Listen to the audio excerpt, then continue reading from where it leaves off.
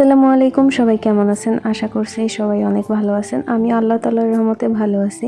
এই ভিডিওটা কিন্তু ঈদের দ্বিতীয় দিনের, আমি এডিট করতে পারি নাই। আর আমি চটপট রেডি হয়ে খালামণির বাসায় যাচ্ছি। বারবার ফোন দিচ্ছিল। ঘুম থেকে উঠে কোনো রকম রেডি হয়ে আমি আর আমার ছোট ভাই মিলে যাচ্ছি।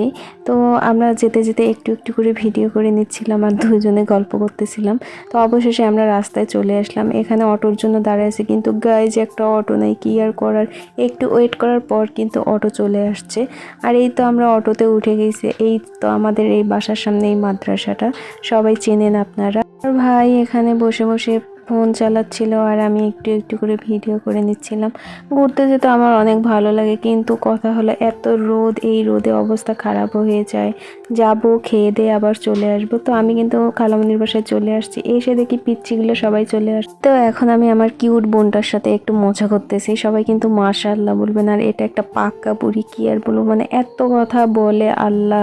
এতটুকু বাচ্চা, ওকে বলতেছিলাম তোমার নাম কি, ও বলতেছিল ছোট মনি, ওর নাম নাকি ছোট মনি। পর ভাইয়া সহ সবাই মিলে গল্প করতেছিলাম আর ভাইয়াকে সবাই ঘিরে ধরছে। দেখেন কেমন।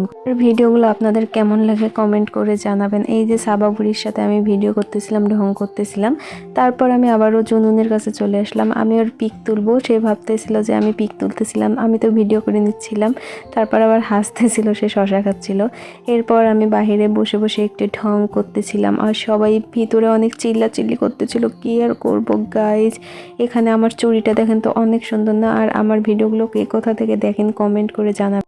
কিন্তু এখন চলে যাব। এই তো খালামণি নাস্তা দিছে, নাস্তা খাওয়া শেষ হলেই এখান থেকে বের হবো। আজকের ভিডিওটা এখানেই শেষ করছি। আল্লাহ হাফেজ।